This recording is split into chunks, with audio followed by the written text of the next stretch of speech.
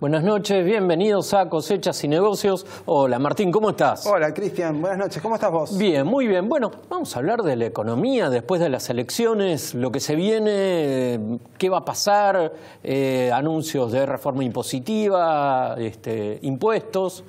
Van a pasar unas cuantas cosas, parece. Sí, ¿no? Parece que va a ser un fin de año movido en temas económicos, pero vamos a darle el paso a nuestro invitado de hoy, que es Rodrigo Álvarez. Rodrigo, socio director de Analítica.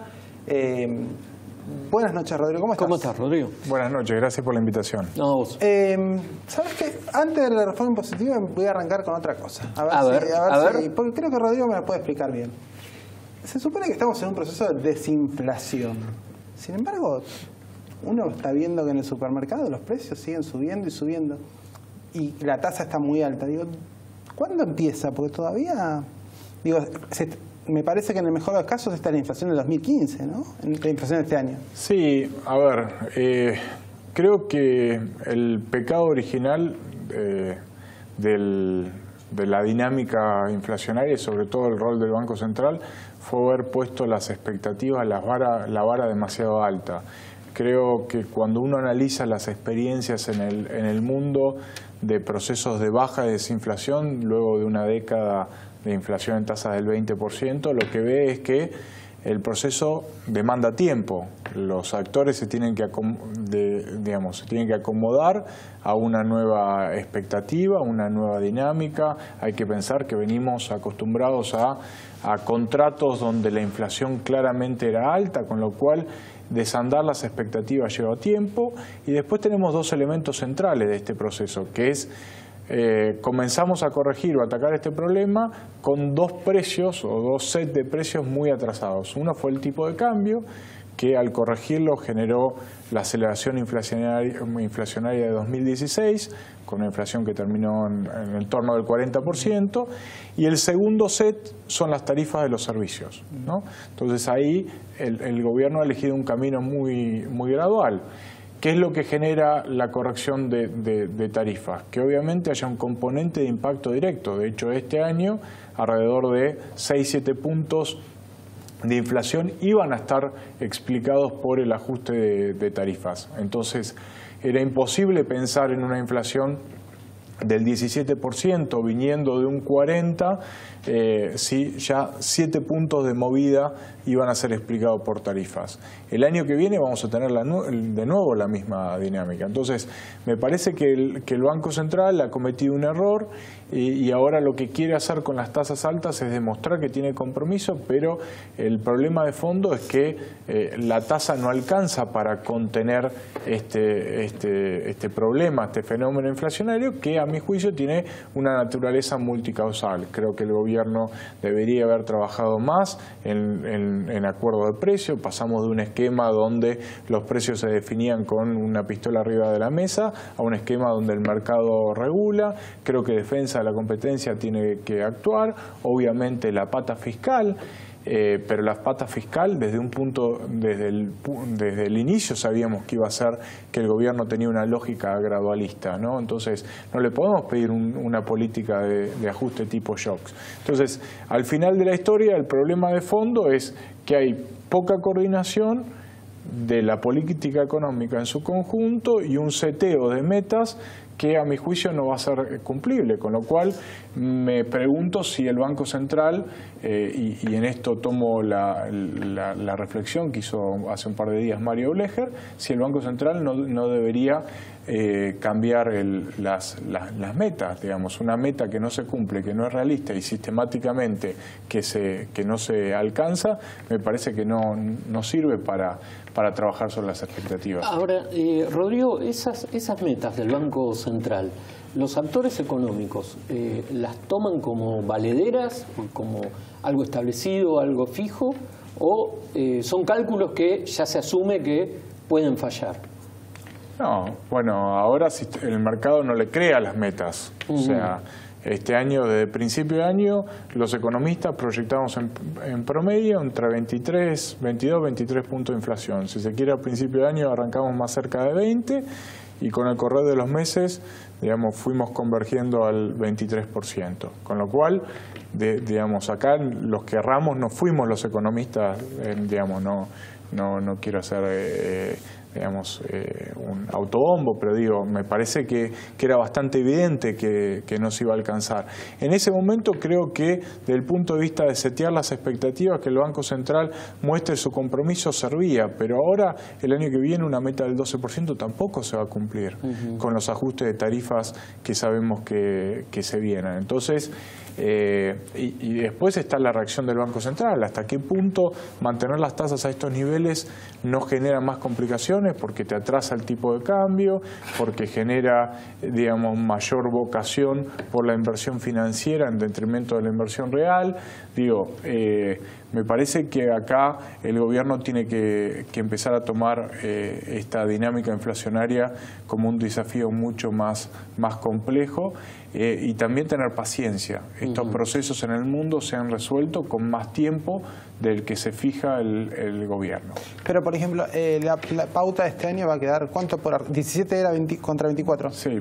Va a quedar 7 puntos por arriba, más o menos. Vos decías la pauta del año que viene, 11%, 12%. 12%.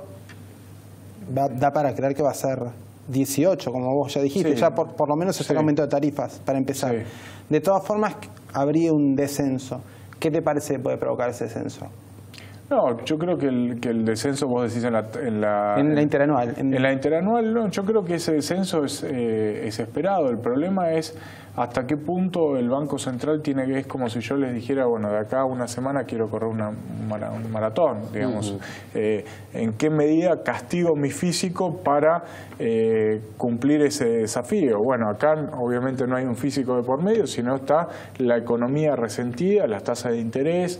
Obviamente ahora, bueno, se están discutiendo los cambios y el impuesto a la renta financiera, pero me parece que, insisto, el problema no es solo la meta, sino cómo se coordinan las políticas.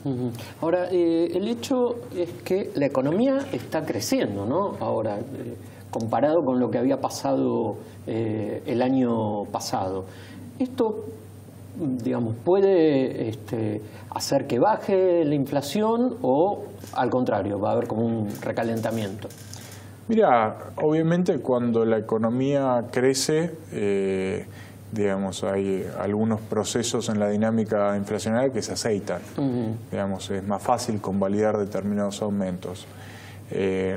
Pero bueno, yo creo que esto es algo que también se suma. Creo que el desafío que tiene la economía y la necesidad que tiene la economía es sostener el proceso de crecimiento, que yo creo que efectivamente es algo que se va a dar.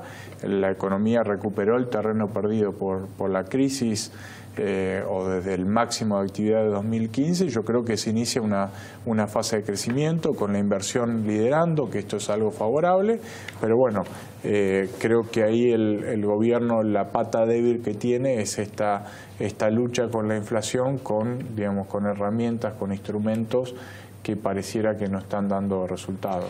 ¿Qué esperarías de la reforma fiscal, tributaria, impositiva, digamos, de todo eso? ¿Qué te parece que es lo que es relativamente alcanzable y efectivo?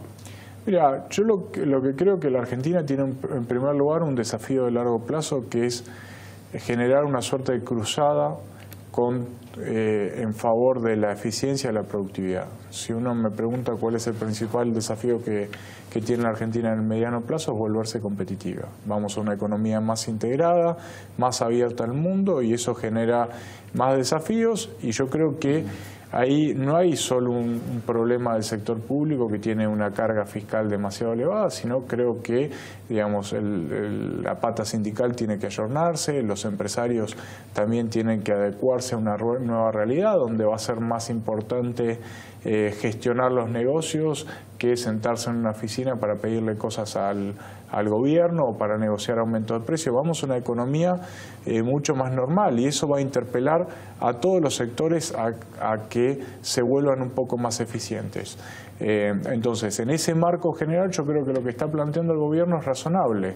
Empezar a generar ajustes en los niveles de presión fiscal selectivos, porque hay un problema de déficit que es muy importante, con lo cual estamos en un desafío de la sábana corta. Me tapo la cabeza y me destapo los pies. O sea, no puedo pensar en bajar el déficit sin, digamos, tener en cuenta cómo ajustar mi recaudación para no descalzarla, y obviamente el desafío de fondo es que el Estado en su conjunto, tanto a nivel nacional como los gobiernos provinciales y municipales, entiendan que, digamos, tienen que volverse más eficientes, y esto no solo es, digamos, ajustar la planta, sino hacer más eficiente toda la gestión del Estado. Y obviamente esto es un desafío de mediano plazo, porque la Argentina también tiene que adaptarse a esta nueva realidad, y obviamente las transformaciones llevan tiempo. Entonces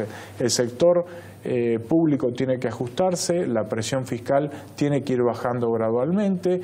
Creo que obviamente hay que bajar los costos para el empleo en blanco. La Argentina tiene un problema significativo, que es 1/3 de la masa de trabajadores no cuenta con la protección que necesita, y parte de eso también tiene que ver con los costos, con lo cual empezar a normalizar ese frente es un desafío. Y obviamente la situación previsional, donde la Argentina en el mediano plazo tiene una ecuación que es insolvente y tiene que corregirla. Después podemos discutir las decisiones puntuales, pero me parece que el camino está bien trazado. Planteaste dos objetivos que vamos a discutir en el próximo bloque, que son el blanqueo laboral y la reforma previsional, sobre todo en el método de cálculo de ajuste a los jubilados. Lo seguimos hablando en el próximo bloque. Ya vamos en pausa y ya volvemos.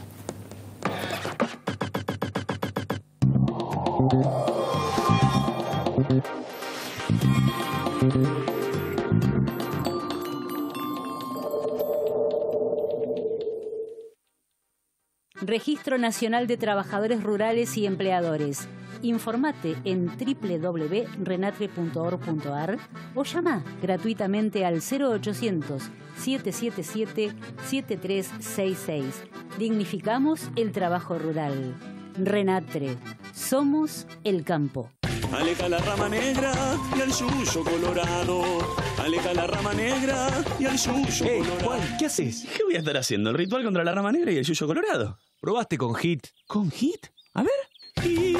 Aleja la rama negra y al yuyo colorado. Pará con los rituales y aplicá HIT. HIT controla más de 20 malezas difíciles de hoja ancha gracias a su excelente poder de quemado y a su versatilidad de uso. BASF. We create chemistry.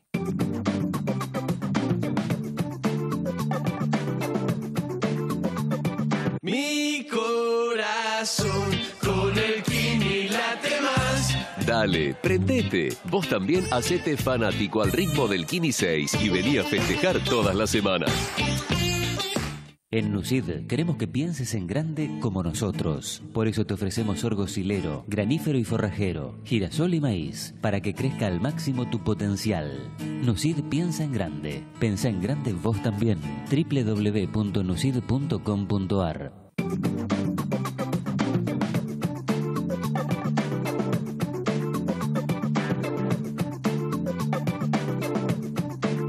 Acero es desarrollo. Acero es Ternium.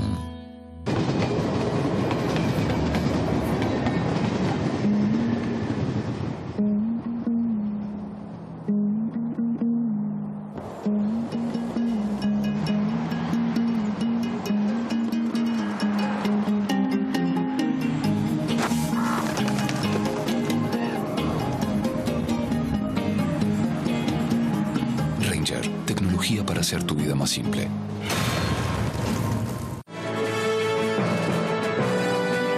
Préstamos personales de hasta 500.000 pesos a tasa fija. Cumplí tus sueños con Banco Provincia. Asegúrate contra granizo en La Segunda, donde lo primero sos vos. Grupo Asegurador La Segunda. Si la vas a hacer, hacela bien.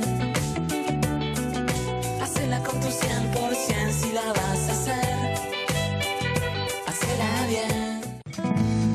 Un banco presente junto a todos los argentinos. Banco Nación. El fruto de nuestro trabajo es parte de tu mesa. Por eso queremos que nos conozcas. En Monsanto ayudamos al campo a producir más alimentos cuidando los recursos naturales. Entrá a Descubrir Monsanto y sé parte de la conversación.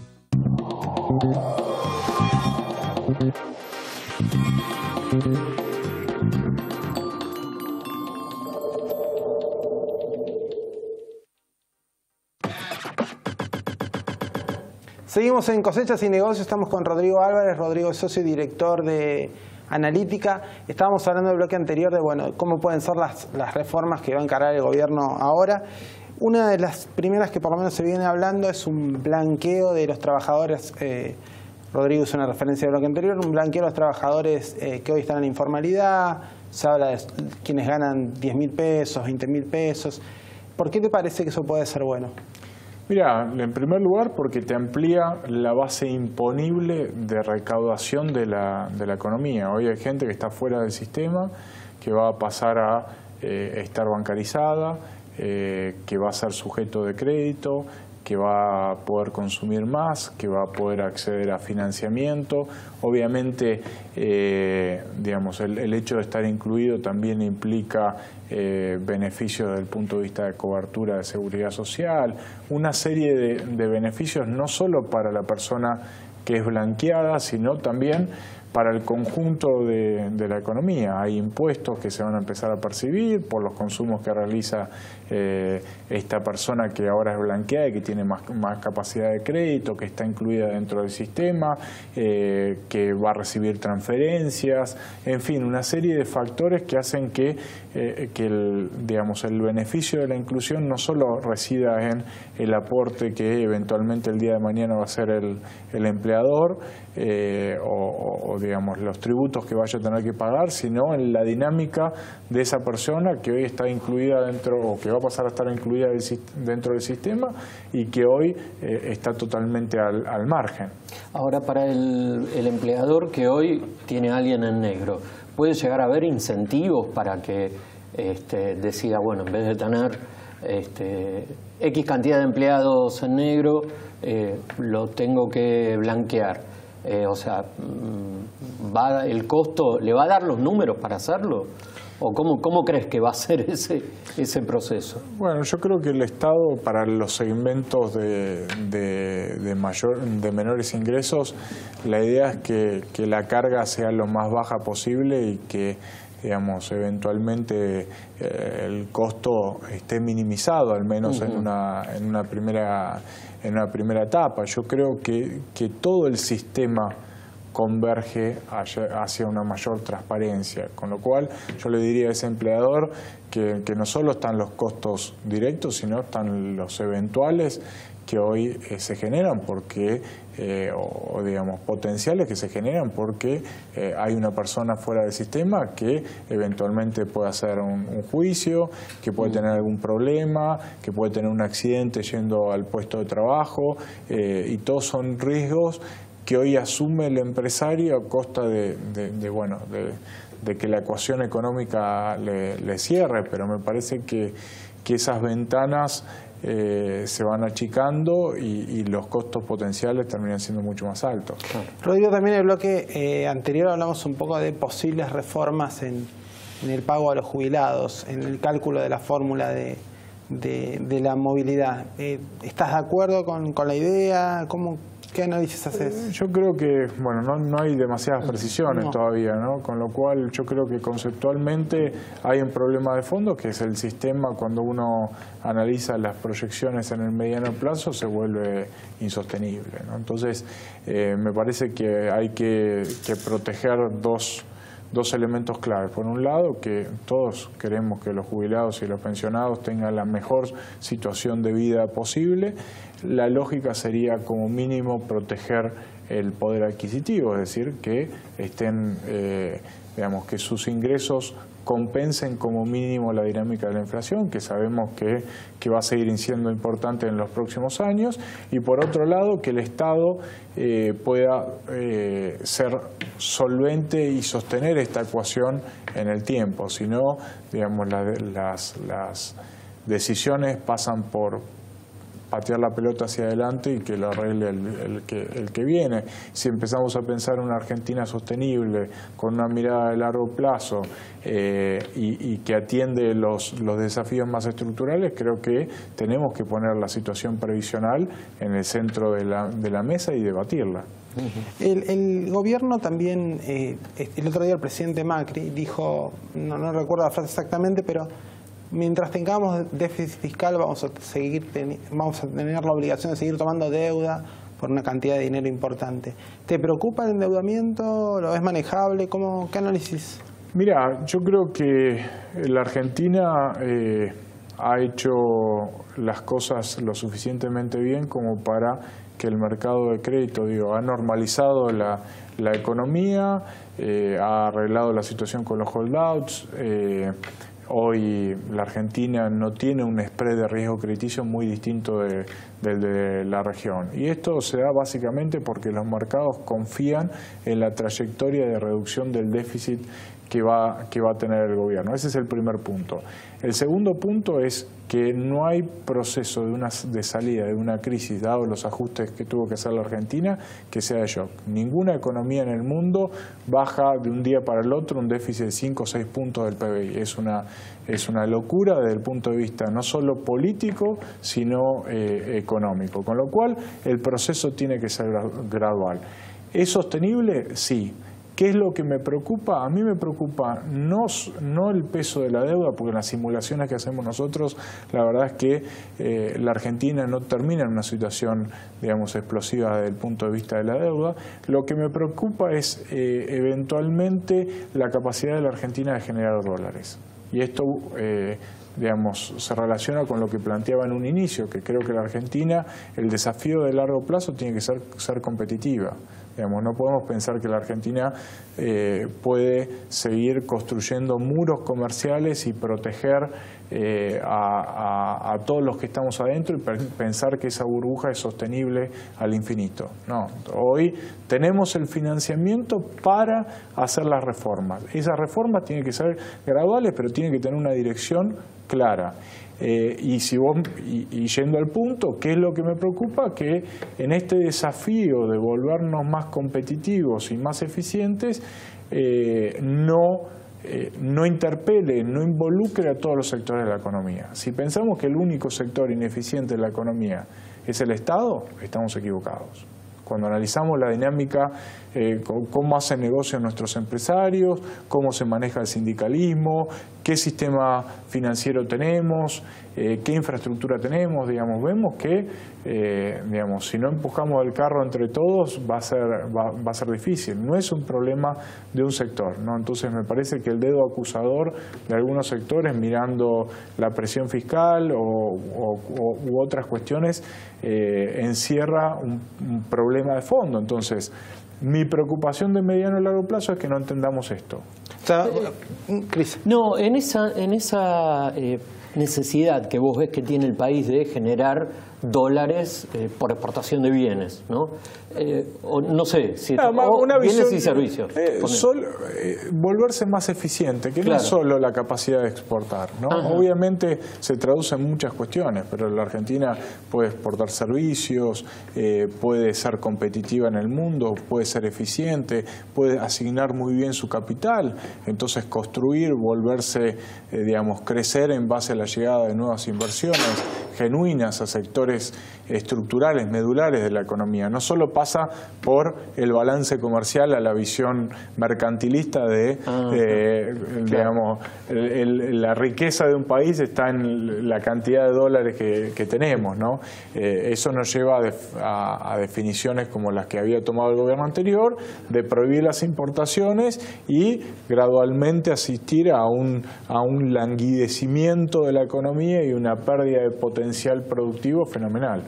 No, entiendo también que lo que te estás refiriendo es el Estado tiene costos muy altos, pero por ejemplo que la industria también se haga cargo de también tener costos altos. Porque uno escucha a la industria y la industria dice, tenemos un costo muy alto porque la presión impositiva es muy alta. Vos decís, bueno, sí, la presión impositiva está, pero hay otras cosas. Hay otras cosas, somos eficientes, estamos trabajando para volver a la economía eficiente, estamos alimentando a nuestros emprendedores, estamos mejorando nuestros costos de logística, estamos trabajando del sector privado para hacer acuerdos y generar la infraestructura que la Argentina necesita en los próximos años, teniendo en cuenta que el gobierno no puede, a través del financiamiento de la obra pública, generar los 20.000 o 30.000 millones que necesita todos los años de inversión en infraestructura de la Argentina para pasar a ser una economía competitiva a nivel global. Entonces, me parece de nuevo que acá todos los sectores se tienen que involucrar